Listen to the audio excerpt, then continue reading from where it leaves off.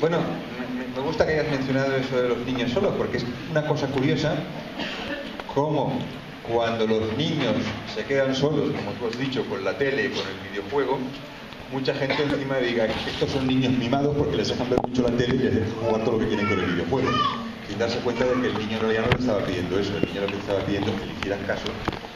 Y es la generación en toda la historia de la humanidad que menos tiempo ha pasado con sus papás cuando son pequeños. Yo no empecé la escuela hasta los 5 años. Yo no me quedé a comer en la escuela hasta la universidad.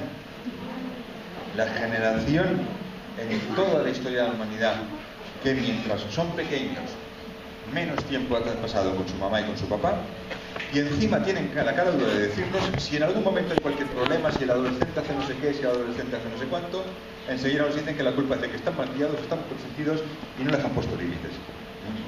Igual si hay algún problema se debe en parte a que no han tenido suficiente atención y no que no han pasado suficiente tiempo con sus padres.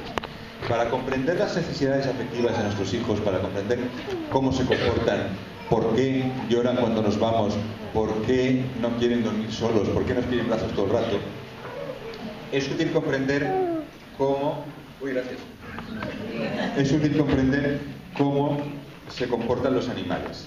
En general, la conducta de los animales es totalmente instintiva, es decir, a la grulla nadie le tiene que explicar que vaya a pescar, a la ardilla nadie le tiene que explicar que se suba al árbol, al león nadie le tiene que explicar que se pase todo el día sentado sin hacer nada. Y lo mismo que es la conducta en general, es en particular la conducta de la crianza de sus hijos. Hay animales que nada más nacer caminan. Se caen 2 o 3 veces, se pegan un tortazo, pero enseguida se recuperan y caminan. Esos animales que nada más nacer caminan, están todo el rato con su mamá. Si son mamíferos, maman a todas horas. Y aunque no sean mamíferos, siguen a su mamá a todas partes. En cambio hay otros animales que cuando nacen no caminan, sino que tienen que quedarse en un nido, en una madriguera. ¿Qué es eso? Un tren. Tienen que quedarse en un nido, tienen que quedarse en una madriguera. Su mamá se va, vuelve al cabo de unas horas, se vuelve a ir, vuelve al cabo de unas horas. La coneja da el pecho cada 12 horas. El resto del tiempo se lo pasa fuera de casa. No podemos juzgar con nuestros criterios morales el comportamiento de otros animales.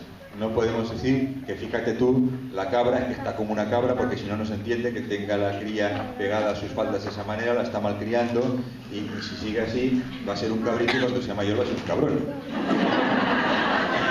La cabra está haciendo lo que tiene que hacer una cabra. Tampoco podemos decir, fíjate tú, la coneja, es que parece mentira, es que se reproducen como conejos y luego no les hacen ni caso, y si no los quería tener que no los hubiera tenido, que si hay medios, porque es que los deja con la tele todo el santo día y se va por ahí de juerga. No, la coneja tiene que hacer lo que tiene que hacer una coneja. Ya ven que el cuento nos lo contaron al revés. Conocen el cuento de la cabra y los 7 cabritos que se fue al mercado y entonces vino el lobo y pasó la patita con la harina. No pudo ser una cabra. Probablemente es uno de aquellos cuentos indios que luego los tradujeron al persa, que luego los tradujeron al árabe, que luego los tradujeron ahí en Sevilla al cristiano. Y claro, en algún momento alguien se debió confundir de animal. No miraron el diccionario, porque una cabra no puede tener 7 hijos a la vez, tiene 1 o como mucho 2. Una cabra, cuando tiene el 7º hijo, el mayor, ya se ha ido a la universidad. Y sobre todo, jamás una cabra se iría al mercado dejando a su hijo en casa. Una cabra se lleva a su hijo al mercado. En cambio, una coneja, el cuento original debió ser con una coneja. La coneja sí que puede tener 7 hijos a la vez y la coneja sí que se va al mercado dejando a sus crías en la madriguera. ¿Qué hacen los conejitos cuando se quedan solos en casa? Estarse muy quietos y muy calladitos, porque lo peor que puede hacer un conejito cuando está solo en casa es hacer ruido porque lo va a oír la comadreja. Si lo oye el lobo es igual, porque solo puede meter la patita, como en el cuento, pero la comadreja entra entera y se lo come. En cambio, cuando el ciervo o el pato ven que su mamá se va, lo que hacen es salir detrás corriendo. Y si no lo ven, si se han despistado y dicen, ¡ay, mamá, ¿dónde está?, pues se ponen a balar, a hacer ruido llamando a su mamá.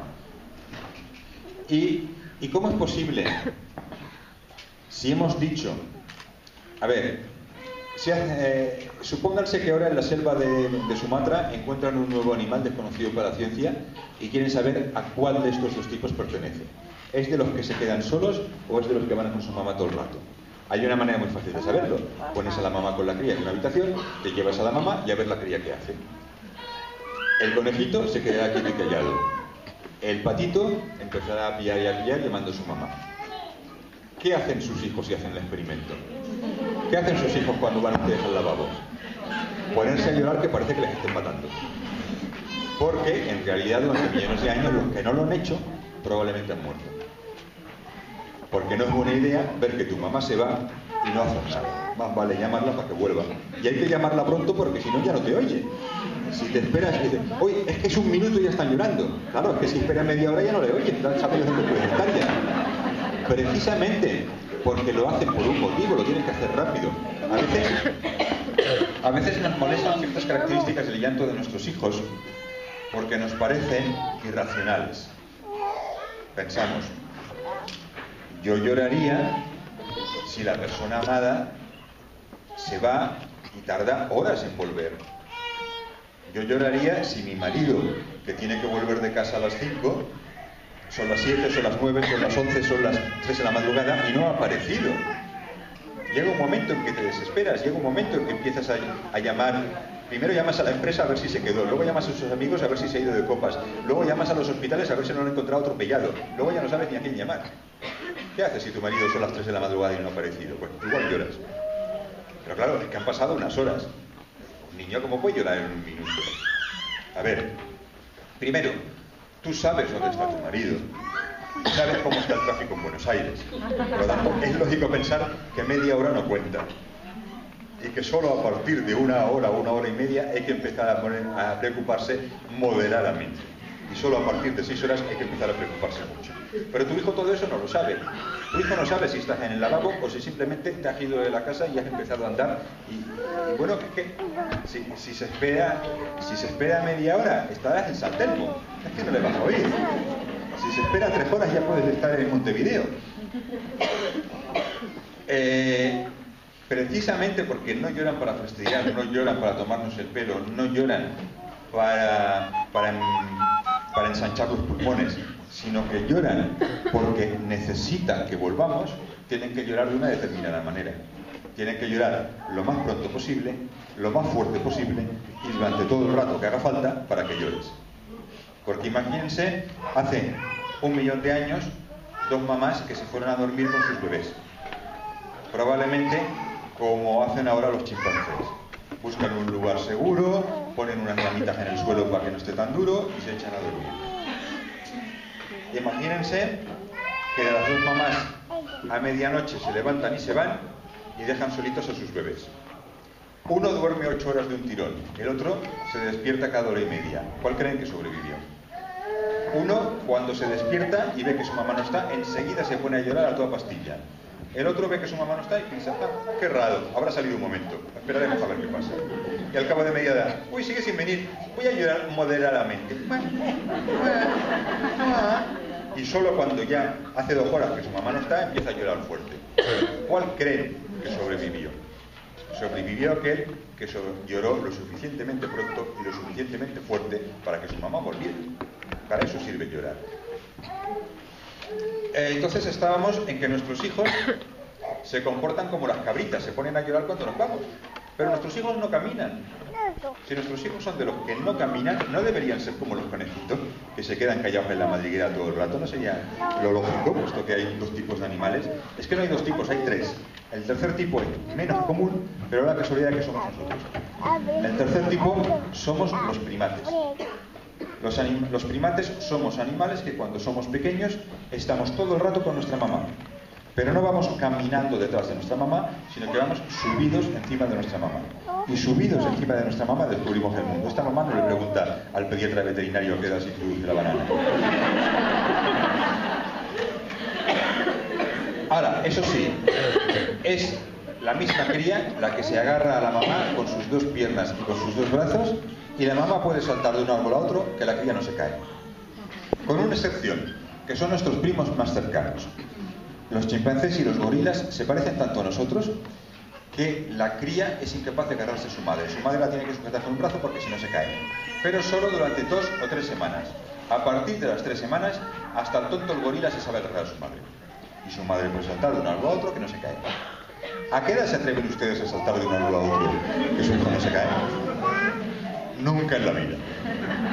Pero bueno, más sencillo, no hace falta saltar de un árbol. Simplemente ir caminando así por la calle, con tu hijo colgado, pero sin bandolera, pañoleta, sin nada. Que se agarre y yo camino, que no se va a caer. ¿A qué edad se atreve? ¿1 año, 1 año y medio? Oh. Bueno, porque son más cobarditas que otras. No hay ningún otro animal sobre la faz de la Tierra que tarde más de 1 año solo para aprender a agarrarse a su mamá. Que tarde 3 años para caminar, pero no caminan más o menos al año. Bueno, pues ya lo han visto que no. Todas las que tienen niños de 2 años saben que no caminan. ¿Qué ocurre? Que no es lo mismo caminar cuando mamá está quieta que caminar cuando mamá se mueve. Típicamente llevas al niño al parque, está sentada en un banco y el niño va, viene, da vueltas a tu alrededor, va al columpio, vuelve, va al tobogán, vuelve, va a la arena, vuelve, encuentra una flor, te la trae, gracias, qué bonito, encuentra un escarabajo muerto, te lo trae, gracias, qué bonito. Y de pronto dices, uy, que ya es tarde, tenemos que ir a casa. Y en ese momento hay niños que allí donde estén se sientan y no los mueven, y hay otros que vienen corriendo, se te ponen delante y empiezan upa, upa, upa, upa. Y la madre tiene 2 opciones. Puede rendirse y tomarlo en brazos o puede llevárselo a rastras. Todos habéis visto y habéis vivido lo que es llevarse a rastras a un niño. El niño no es solo que no camine, no es que no tenga fuerzas para caminar, no es que hace una fuerza para no caminar.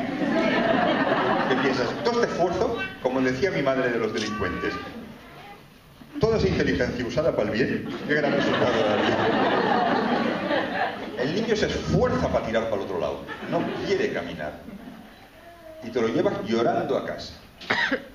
O bien te rinde, lo tomas en brazos, inmediatamente el niño deja de llorar, apoyas aquí sus brazos, se pone a mirar a su alrededor, si tiene la suficiente empieza a hablar de otros temas, disimulando.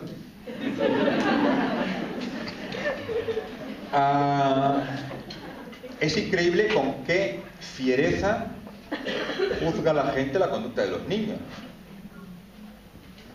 Pero, ya ves, todo era cuento, no le pasaba nada, eran lágrimas de cocodrilo, ves cómo ya ha dejado de llorar, es que es tomarlo en brazos y ya se le pasa todo, es que era todo cuento. Vamos a ver. Si el niño tiene hambre y le das de comer, deja de llorar. Si el niño llora de frío y le abrigas, deja de llorar. Si el niño llora de dolor de cabeza y fiebre y le das el antitérmico, deja de llorar. Si el niño llora porque quiere brazos y le tomas en brazos, deja de llorar. ¿Qué quieres? Un niño que llora porque quiere brazos, le tomas en brazos y sigue llorando, eso sí que sería mala leche. Le has dado lo que ha pedido, pues deja de llorar, es lo lógico, eso es la prueba. Decirte, ¿ves cómo era cuento, no hay que tomarlo en brazos? Es como decirte, ¿ves cómo el niño ha dejado de llorar cuando le has dado de comer? Eso es un cuento, no le des nunca de comer. ¿Qué ocurre cuando a un niño no le das nunca de comer? Pues es casi peor que no cogerlo en brazos. ¿Dónde estábamos? Bueno, a la mamá que se lo lleva en brazos, todo el mundo la riñe. Te está tomando el pelo, te está manipulando, se está aprovechando de ti, eres una floja, se aprovecha, no le pones límites. A la mamá que se lo lleva llorando arrastras hasta la casa, todo el mundo la felicita. Menos mal que sabes ponerte firme, ponerle los límites, ponerle disciplina. Al final, todos los niños caminan. A los 6 años caminan todos. Entonces, a la que se le llevó a rastras llorando, la felicitan. ¿Ves? Gracias a que tú te mantuviste firme y le impusiste límites, ahora tu hija ha aprendido a andar. En cambio, a la otra nadie le pide disculpas. Ay, perdona, te dije que la niña no caminaría nunca y veo que sí que camina. Lo siento, me equivoqué, tenías tu razón. No. Por el contrario, probablemente te suelten aquello de suerte que la niña ha espabilado sola, que si llega a ser por ti en brazos. Hace ya más de 30 años, yo creo que ya más de 40 años, científicos ingleses y norteamericanos tuvieron casi la misma idea y se dedicaron a hacer casi el mismo estudio. Se dedicaron a observar niños y padres en los parques y en las plazas a ver qué hacían. Si fuera verdad que la madre enseña a caminar al niño y que unas madres enseñan bien porque son firmes como rocas y otras madres enseñan mal porque son unas plantas, entonces, según lo bien que enseña la madre, unos niños aprenderían antes, otros niños aprenderían después. Con lo cual, habría un aumento gradual en el porcentaje de niños que aprenden a caminar. Y encontrarías, por decir algo, por ahí hay algún niño que igual quiere teta o algo, aprenderían que, observarían que a lo mejor al año caminan el 19% de los niños, y al año y medio caminan el 23% de los niños, y a los 2 años caminan el 55% de los niños, y así iban aumentando hasta que el último niño de la madre más tonta de todas diría: mira, voy a caminar porque si espera mi madre no camino. Pero en realidad no observaron eso. Los científicos que hicieron el estudio lo que observaron es que no había un aumento gradual, sino un cambio bastante brusco. Es decir, prácticamente todos los niños de 1 año, 1 y medio, 2, 2 y medio hasta los 3, prácticamente todos o iban en el cochecito o iban en brazos. Y si alguno caminaba, tenían que juntarse varios factores peculiares. Primero, que no esté nada cansado. Segundo, que esté de muy buen humor. Tercero, muchas veces que le vayas tomando el pelo y engañando todo el rato. Vamos a ver quién llega primero hasta la papelera. Muy bien, hijo, cómo corre. Ahora vamos a ver quién llega primero hasta el árbol. Pero qué rápido va mi hijo, venga, es un campeón. Ahora vamos a dar saltitos como los canguros. ¡Oh! Bien, qué bien salta mi hijo. Ahora vamos a dar pasitos pequeñitos como los gatitos. Muy bien. Ay, con pasitos pequeñitos no vamos a llegar. Ahora vamos a dar pasos grandes como las jirafas. Muy bien, hijo, qué bien lo hace. Yo una vez vi una madre así pasar por delante de mi casa y pensé, si vive a más de 2 cuadras, se le hace la hora de cenar. Y en todo caso, eso dura poco tiempo. Los niños de esa edad, si en el mejor de los casos caminan un rato, enseguida se cansan y los tienes que acabar llevando en brazos. En cambio, observaron que prácticamente todos los niños de 3 años, 4, 5, 6, 7, todos iban caminando. Y casi ninguno iba ni en un cochecito ni en brazos. Y una vez más, si alguno iba en un cochecito o en brazos, normalmente en un cochecito no, porque ya el cochecito lo ha regalado alguien, si alguno iba en brazos era también porque había circunstancias muy excepcionales, un niño que estaba muy cansado, o un niño que tenía fiebre o que le pasaba algo. Eso sí, iban caminando pero de la manita, hasta los 7 años. A partir de los 7 años prácticamente todos los niños iban caminando, pero no iban de la manita. Intenta uno de 9 agarrarlo de la manita. Intenta a uno de 12 esperarlo en la puerta del instituto y darle un beso delante de sus amigos.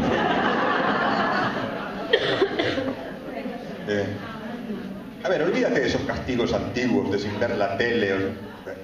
Como no recojas, te voy a recoger al instituto. Verás, tío, hasta se plancha la ropa para que no vayas.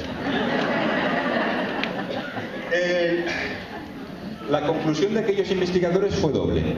Por un lado, que no se trata de un proceso de aprendizaje, sino de maduración, que son cosas que normalmente confundimos porque usamos la misma palabra.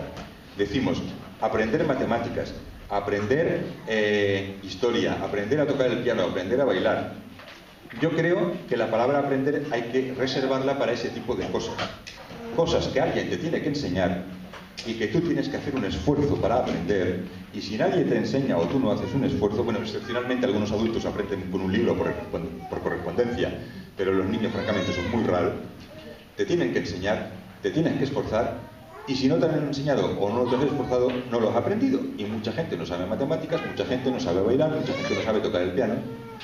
En cambio también decimos que el niño aprende a sentarse, aprende a gatear, aprende a caminar, aprende a ir al lavabo, aprende a hablar. Es que hay alguien que no sepa. Es que este niño, como es pobre y no lo llevan a las jesuitas, no ha aprendido a hablar. Es que este niño, como su mamá no se ocupaba de él, no aprendió a ir al lavabo. Todo el mundo hace esas cosas. Aprenden los ricos y aprenden los pobres. Aprenden los que tienen madres muy buenas y cariñosas y aprenden los niños maltratados. Los niños maltratados también hablan, también caminan y también van al lavabo. Es decir, no hace falta ni siquiera ser buena madre para que tu hijo aprenda esas cosas. Entonces, esas cosas no son en realidad aprendizajes, son maduraciones. El niño no se sienta a determinada edad porque a esa edad aprendió a sentarse después de estudiar sentarse durante 6 meses porque lo aprendió. No. Se sienta a esa edad porque a esa edad es cuando se sientan los niños. Es una maduración, una cosa que llegará a la edad correspondiente. Claro, por supuesto, siempre hay unos meses antes o después, no es exactamente el mismo día para todo el mundo, pero por mucho que una madre diga voy a hacerle a mi hijo estimulación precoz para que sea un genio, no va a conseguir que un niño de 6 meses camine y hable. Y por mucho que una madre sea una dejada y no le haga caso al niño, no va a conseguir que un niño de 2 años ni camine ni hable. Los niños hacen las cosas cuando las tienen que hacer y punto. Entonces, primero, que no es aprendizaje, que es maduración. No tienes que hacer nada para que lo haga. Lo hará cuando le llegue la edad. Y segundo, que no es una sola conducta, sino dos distintas. No es lo mismo caminar cuando mamá está quieta que caminar cuando mamá se mueve. Caminar cuando mamá está quieta solo requiere saber 2 cosas. Primero, ¿dónde está mamá? Segundo, ¿dónde estoy yo? Caminar cuando mamá se mueve necesita saber 3 cosas. ¿Dónde está mamá? ¿Dónde estoy yo? ¿Y dónde estará mamá cuando yo llegue a donde ella está ahora? Porque la tía no se está quieta. Y eso se ve que ya requiere logaritmos y los niños de menos de 3 años sencillamente no lo saben hacer. Hay muchas cosas que podemos hacer con los pies y son distintas y tenemos distintas palabras. No es lo mismo caminar que bailar el tango. Si usásemos la misma palabra, si tú quieres que tu marido te lleve a bailar el tango y no te lleva, dirías, este hombre que egoísta, que desconsiderado, parece mentira. Si él camina perfectamente, ¿por qué no me lleva al tango? Como tenemos 2 palabras distintas, decimos, pobrecito, sé que me quiere mucho, pero es que no sabe bailar. Nadie pretende que el campeón de los 100 metros gane también el maratón. Porque sabemos perfectamente que no es lo mismo ser un velocista que un corredor de fondo. Si tuviéramos la misma palabra, si dijéramos, es un corredor, diríamos, pero este tío, si es capaz de ganar los 100 metros, ¿por qué no se esfuerza un poco y gana el maratón también? Pero como tenemos una distinta palabra, todo el mundo sabe que no lo va a hacer. Pues bien, los niños merecerían tener una palabra distinta. Si una cosa se llamase pataplar y la otra cosa se llamase caminar, cuando 2 mamás se juntan por la calle, ¿qué? ¿Cómo está tu hija? ¿Ya camina? No, hombre, si solo tiene 2 años, ¿qué va a caminar? Es muy pequeñita. Ya patapla. Patapla desde el año, desde los 14 meses, más o menos. Pero aún no camina. Ya caminará. Pero como usamos una sola palabra, ¿qué? ¿Qué tal tu hija? ¿Ya camina? Y tanto que camina, sí que camina perfectamente desde hace 1 año, pero la señorita no le da la gana caminar y me obliga a llevarla en brazos todo el rato. Y se las carga la pobre niña por tu pobreza de vocabulario, por no saber que eso se llama de otra manera.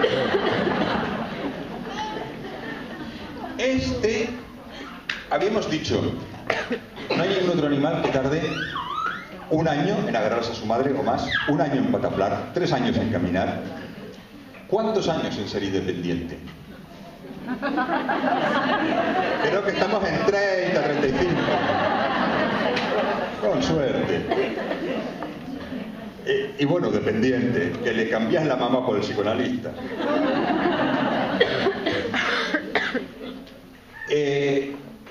Una vez me contó una madre que llevaba a su hija de 2 años y medio a la guardería, que deben saber que no es obligatorio, es decir, la llevó porque quiso.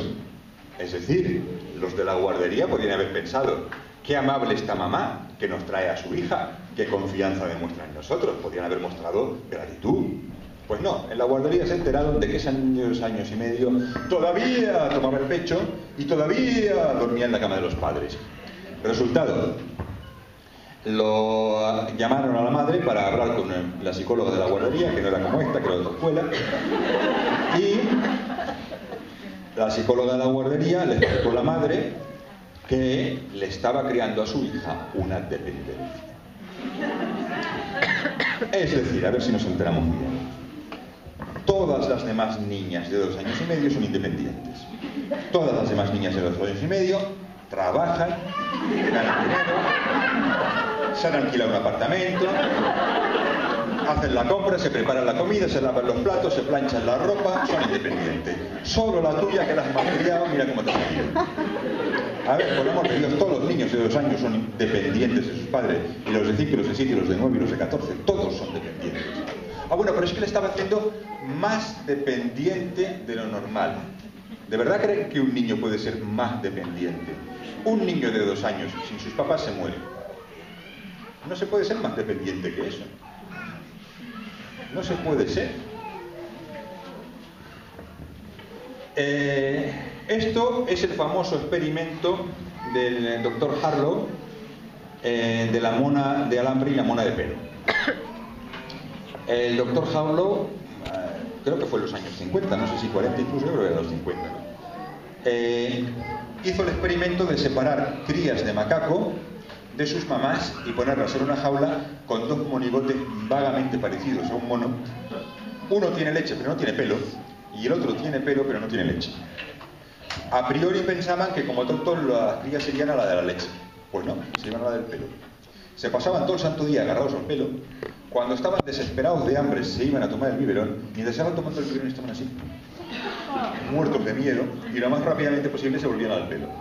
Y si los ponía suficientemente cerca como aquí, se les arreglaban para agarrarse con una patita al pelo mientras se tomaban el biberón.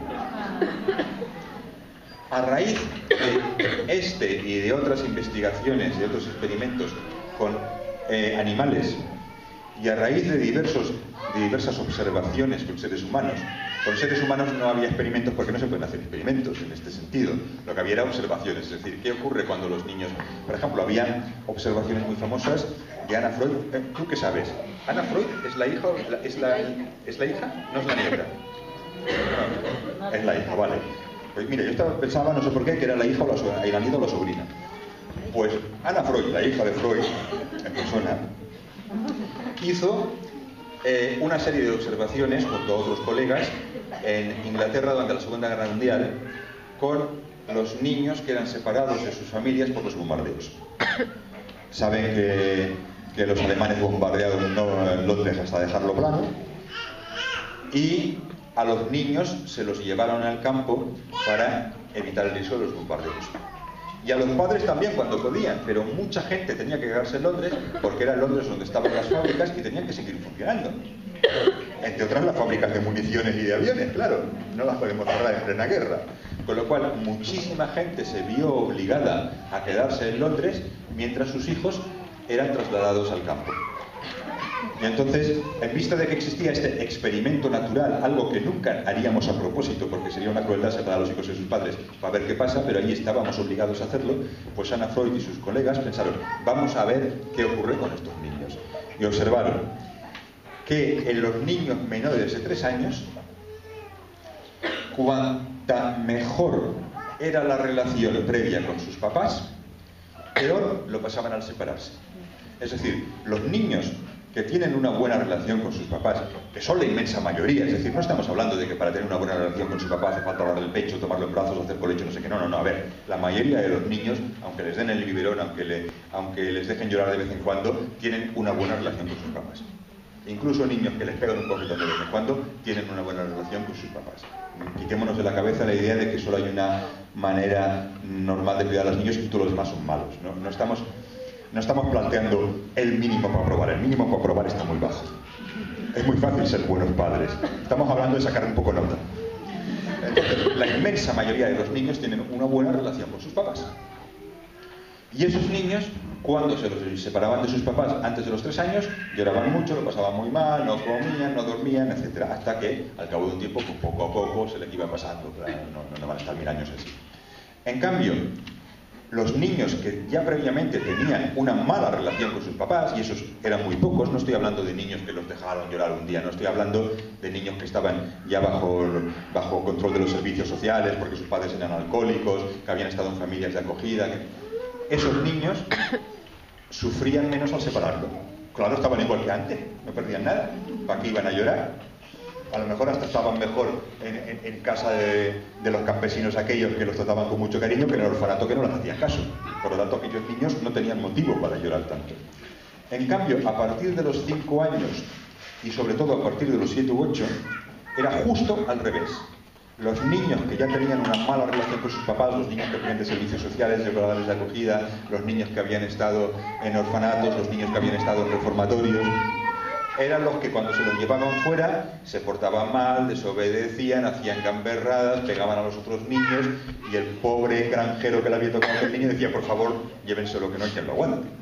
En cambio, los niños que habían tenido una relación normal, amorosa con sus papás, como casi todos los niños, pues cuando tenían 5, 7, 8 años y los llevaban al campo, pues eran muy educaditos, se ponían en la mesa, se lavaban las manos, obedecían, todo lo que tiene que hacer un niño. Y entre medio, entre los 3 y los 5, 7, pues dependía, claro, no todo el mundo es igual, a esas edades era un poco variable. Claro, esos eran niños que se los llevaban separados de sus madres durante muchos días seguidos, incluso durante semanas y meses seguidos.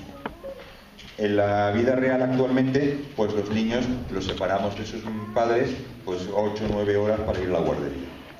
Y ahí sí que el límite suele ser más definido a los 3 años. Es decir, muchos niños de 4 o 5 años todavía se lo pasan muy mal si te los llevas al campo un mes, pero la mayoría de los niños de 4 o 5 años no tienen ningún inconveniente en ir al colegio. Cuando la separación es más corta, como la que usamos habitualmente ahora, son los niños de menos de 3 años los que suelen llorar, que no quieren ir a la guardería, lloran al llevarlos, mamá, mamá, a la cole no, lloran al salir, salen pegajosos. El niño que sale de la guardería con año y medio, con 2 años, hasta los 3 años, sale como pegajoso. Por un lado te pide brazos todo el rato, caminaba pero ahora no quiere caminar, te pide cosas, es decir, cada vez que ve un chicle en un escaparate está pidiendo un chicle y arma una pataleta para pedirte un chicle. Y por un lado se te pega mucho, como si estuviese echándote muchísimo de menos, que es verdad, pero otra aparte te da un manotazo, te llama tonta, como si estuviera muy enfadado contigo, que también es verdad. Muestra una conducta ambivalente que es típica de los enamorados. En cambio, los niños de más de 3 años, por supuesto nunca es exacto, 3 años y un día se le pasó, no. Algunos niños de 2 años y medio, incluso un poco menos, van a la guardería contentos y felices y no les pasa nada. Y otros niños de 3 años y medio y un poco más van al cole llorando y no quieren ir. Pero en general, hacia los 3 años suele ser el cambio. El mismo niño que a los 2 años lloraba desesperado, que no quería ir al cole, cuando lo llevas a los 3 años y medio o los 4 años, entra contento y sale contento. Y no sale llorando y protestando y teniendo pataletas, sino que sale diciendo, mamá, mamá, hoy hemos hecho unos dibujos con colores y yo he pintado una casita, ay, ¿cómo era la casita? Pues tenía una chimenea, ay, qué bonita. Y está feliz el niño, no le tiene ningún problema ni al cole, si no estudian nada. A los 15 años que les hacen exámenes vuelven a querer no ir al cole, pero los de 4 se lo pasan pipa en el cole. Entonces, como les decía, a partir de este y otros experimentos en animales y a partir de diversas observaciones en seres humanos, en los años 50, Bowlby, el más grande psiquiatra infantil de la historia, propuso la teoría del apego. La teoría del apego dice varias cosas interesantes. Por ejemplo, que el apego es una necesidad básica, una necesidad primaria del ser humano. Eso era una novedad, porque antes de Bowlby lo que había era la teoría de Freud. Y la teoría de Freud era la teoría del impulso secundario. ¿Verdad? ¿Le he acertado? Entonces, cuando a Freud le preguntaban, doctor Freud, ¿por qué mi hijo se pone a llorar como si le matase cuando movió un minuto el lavabo? Eso ya pasaba en Viena a finales del siglo XIX. Pasaba, pero nadie sabía por qué. Doctor Freud, ¿por qué mi hijo hace eso? Muy sencillo, porque los bebés tienen una necesidad que es la comida y por eso llora, porque necesita comida. Porque tú le das el pecho o tú le das el biberón. El biberón teóricamente lo podía dar cualquiera, pero en la práctica el 90% de los biberones lo dan nada más. Dice, bueno, sí, a veces llora de hambre, pero es que aunque no tenga hambre, llora igual. Es que le acabo de dar de mamar o le acabo de dar un biberón de 200 y me voy al lavabo y se pone a llorar. No tiene hambre, ¿por qué llora? Claro, llora porque cada vez que satisface su necesidad primaria, que es la comida, tú estás cerca. Si es la teta, siempre estás al lado. Y si es el biberón, casi siempre estás al lado. Con lo cual, aprende a asociar la satisfacción de su deseo primario, que es comer, con la presencia de su mamá. Y de esa manera establece un vínculo secundario con su mamá y tiene un impulso secundario de llamar a su mamá aunque no tenga hambre. Sospecho, no estoy seguro, me dirá si me equivoco, que Freud debía explicar de manera parecida por qué tu marido quiere estar contigo. Tu marido quiere estar contigo porque todos los hombres quieren lo mismo. Sí, vale, ya sé que todos quieren lo mismo, sí, pero es que a veces quiere estar conmigo para otras cosas. Es que quiere ir conmigo al cine, es que quiere ir conmigo al restaurante, es que quiere ir conmigo al teatro, es que quiere sentarse conmigo en el sofá a ver la película. ¿Por qué? ¿Por qué quiere estar conmigo ahora a media tarde si lo mismo, lo que quiere lo mismo, no lo vamos a hacer hasta la noche? Y creo, si me equivoco, que Freud la explicación que daría sería: sí, tu marido tiene una necesidad primaria, que es lo mismo. Pero, como se ha acostumbrado a que cada vez que satisface su necesidad primaria tú estás cerca, a veces arriba, a veces abajo, llega un momento que establece un vínculo secundario contigo. Y entonces un impulso secundario le dice que quiere estar contigo aunque no sea para lo mismo. Entonces, comparado con eso, yo creo que la nueva teoría de Bowlby es mucho más halagüeña para la mujer, porque te están diciendo: ni tu hijo te busca solo por comida, ni tu marido te busca solo por lo otro. Bueno, por lo otro y por comida, no nos engañemos las dos cosas. No, es que además los dos te aman. Los dos te aman desinteresadamente. Que uno quiere comida y el otro quiere comida y sexo, vale, pero además te aman. Y por eso me asombra siempre que a algunas mamás este amor de su hijo les asuste. Es como si les molestase. Pero este niño ahora, ¿por qué llora? A ver, ya ha comido, no tiene hambre, no tiene frío, no tiene calor, no le debe nada. ¿Para qué diablos llora? ¿Tú qué quieres? ¿Tú quieres un hijo que solo te llame si tiene hambre, si tiene frío, si tiene calor, y si no le pasa nada, le importa un pepino si estás o no estás? Eso es lo que quieres, un hijo que solo te llame por interés, ¿no? Te llama de forma desinteresada. Mamá, no tengo frío, no tengo calor, no tengo hambre, no tengo sed y no me duele nada, pero quiero estar contigo. Porque cuando estoy contigo soy feliz y cuando estoy sin ti soy desgraciado. Porque tú eres el sol que ilumina mis días. Porque me muero por tus brazos. Eso es amor.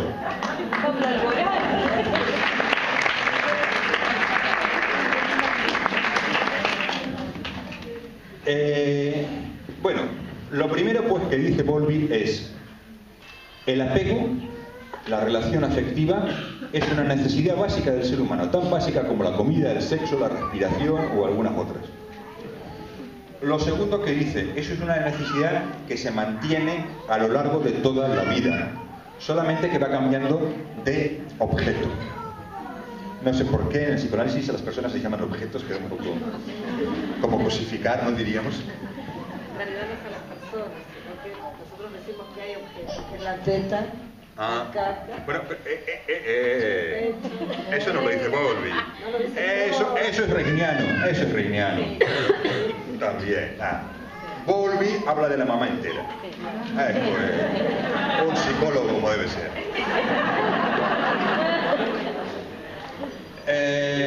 Entonces, Bowlby lo que dice es: a ver,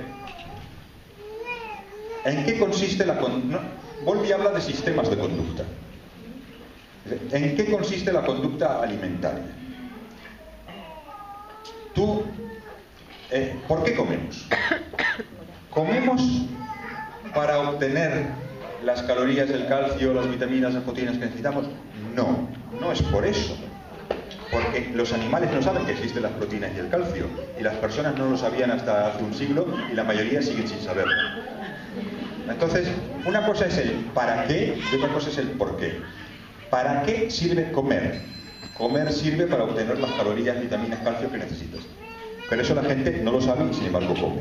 Entonces, ¿por qué comen las personas? ¿Por qué comen los animales? Comen porque cuando llevas un cierto tiempo sin comer, notas una sensación desagradable denominada hambre. Y esa sensación te obliga a hacer una serie de cosas. Buscar comida, llevártela a la boca, masticar, tragar. Eso es la conducta alimentaria. ¿Qué es la conducta alimentaria? Lo que haces cuando tienes hambre. ¿Cuál es el resultado de llevar a cabo la conducta alimentaria? El resultado es que dejas de tener hambre y la conducta alimentaria se extingue hasta el cabo de un cierto tiempo en que vuelves a tener hambre otra vez. La conducta alimentaria sirve para toda la vida. Nadie duda de que comer un bebé es lo mismo que comer un adulto, solamente que comes cosas distintas. pero el resultado es el mismo. Pues de la misma manera se explica la conducta de apego. ¿Para qué sirve la conducta de apego? No es tan evidente como la conducta alimentaria. La teoría de Bowlby, no sé si ha salido alguna mejor, pero la teoría del mismo Bowlby era que probablemente la conducta de apego sirve para protegernos frente a los depredadores. Es decir, es menos probable que nos coman si estamos varios juntos en una manada.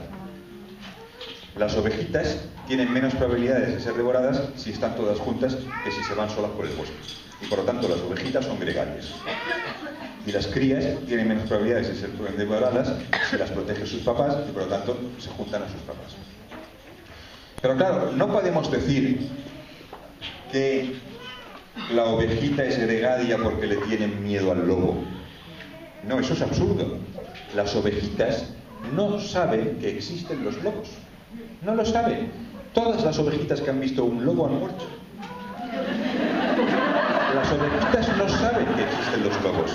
Entonces, lo que impulsa a una oveja a buscar la protección del grupo no es el miedo al lobo. Y lo que impulsa a tu hijo a llorar a medianoche no es que...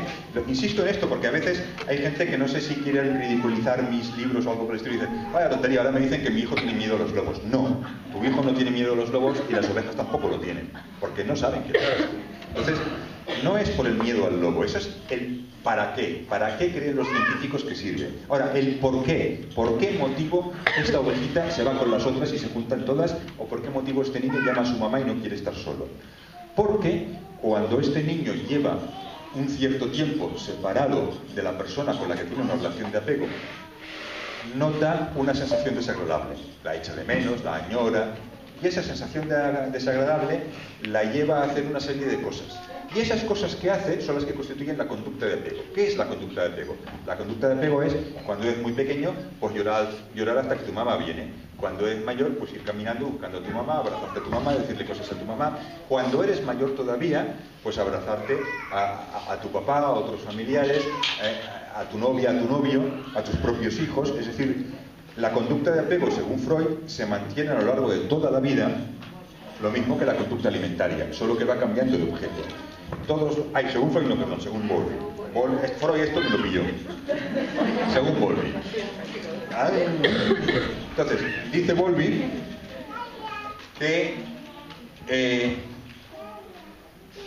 todos los niños establecen una primera relación afectiva, una primera relación de apego con una persona concreta que se llama objeto primario de apego. Pero como eso es un nombre técnico un poco largo, normalmente le llamamos mamá. Ahora, no es obligatorio que el objeto primario de apego sea la mamá. Para empezar, hay niños huérfanos. Entonces, en algunos casos excepcionales, el objeto primario de apego es el papá, o es la abuelita, o es la enfermera del orfanato. Pero eso sí, solo hay uno. Se ha visto que en los orfanatos hay niños que lloran los lunes, miércoles y viernes y hay niños que lloran los martes, jueves y sábado, porque tienen relación afectiva con una enfermera concreta. Y no es porque sea la enfermera más simpática, porque entonces todos los niños estarían con la misma, no.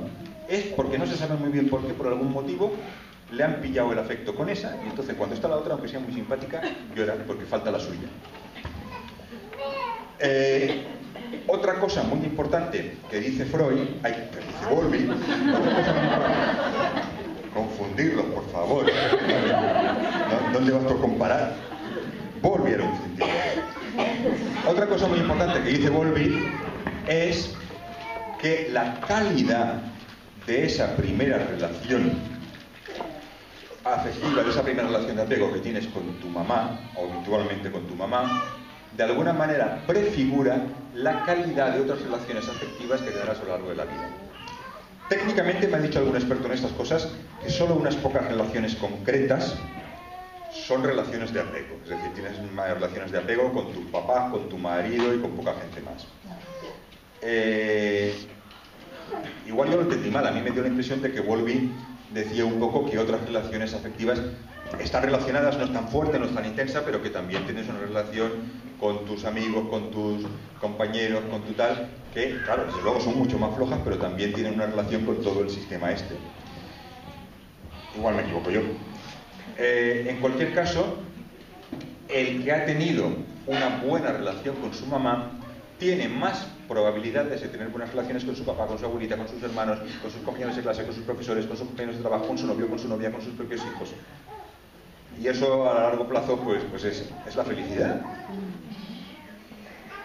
El que ha tenido una mala relación con su mamá tiene más probabilidades de tener también una mala relación con su papá, con su abuelita, con sus hermanos, con sus amigos, con sus profesores, con sus compañeros.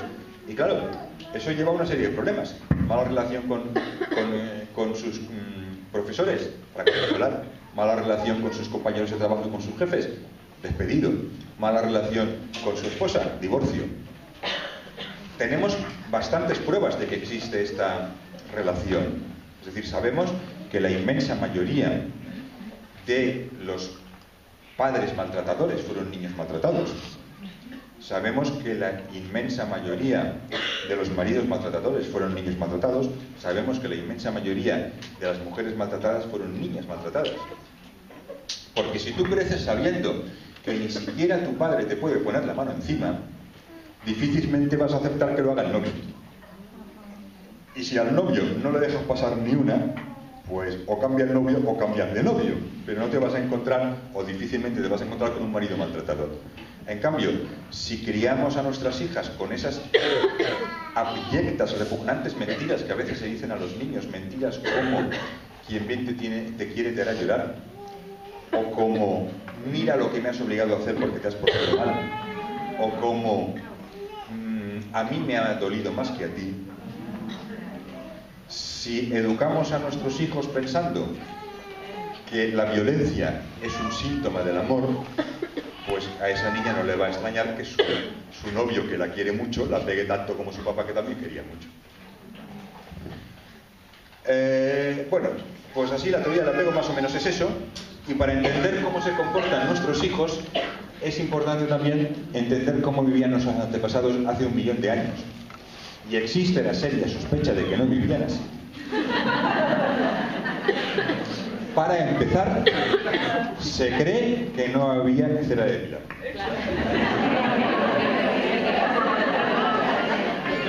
Ni champú acondicionador. Bueno, aquí lo que nos quieren hacer creer es que las mujeres tenían champú y los hombres no. A ver, si había champú era para todos. Y así, vivían así hace 1 millón de años. Hombre, se parece un poco más, pero no vivían así. Esto no son personas, estos son figuras de cera o estatuas de un museo en Sudáfrica. Y representan la vida de los bosquimanos hace 200 años. Aquí hay varias cosas que hace 1 millón de años no había. Aquí tenemos el fuego, tenemos la ropa, varios modelitos cortos y largos. Tenemos las armas y tenemos las casas, o como mínimo las tiendas de campaña. Hace 1 millón de años no había nada de esto. Ahora imagínate cómo vivían nuestros antepasados cuando no había fuego, no había casas y no había ropa. ¿Tú crees que se puede dejar a un bebé de 9 meses desnudo, solo, en el suelo, en la selva, irte a cazar y recolectar y volver al cabo de 8 o 9 horas a recogerlo? Claro que no. Se muere, o se muere de frío, o se muere de calor, o se muere de insolación, o se lo comen los lobos, o se lo comen las hormigas carnívoras, no es igual, se muere. Y a uno de 9 años, ¿tú crees que se puede dejar a un niño de 9 años desnudo solo en la selva? Claro que no. Claro, ahora no dejamos a nuestros niños desnudos solos en la selva. Ahora los dejamos en su cunita, tapaditos, en una habitación, resguardados del viento, de la lluvia y de los lobos. Y nosotros estamos en la habitación de al lado, y a lo mejor hasta nos compramos el aparato eléctrico para oírlo. Y si tú no puedes estar en la habitación de al lado, convences a la abuelita de que venga a cuidar al niño mientras tú vas a donde tengas que ir. Y si te es imposible que venga alguien a cuidarlo, lo llevas a una guardería, donde se supone que hay personal muy bien capacitado que cuida a tu hijo, y seguro que antes de dejar a tu hijo en una guardería, visitas todas las guarderías del barrio para buscar cuál es la mejor para tu hijo. Una mamá que deja a su hijo en la habitación y se queda en la habitación de al lado, o una mamá que lleva a su hijo a la guardería mientras va a trabajar, ¿es una mala mamá? Claro que no. Es una magnífica mamá. Es una magnífica mamá que solo ha dejado a su hijo ahí porque está convencida de que el niño va a estar bien. Si no, no lo haría. Una mala mamá sería la que lo dejase desnudo sobre la selva. Esa sí que sería, vamos, menuda mamá. Ahora bien, el problema es que el niño no lo sabe. El niño no lo sabe. No está claro cuándo empezó el Homo sapiens. He oído versiones de 250.000 años y versiones de 1 millón de años. Lo que es seguro es que 200.000 mínimo tenemos.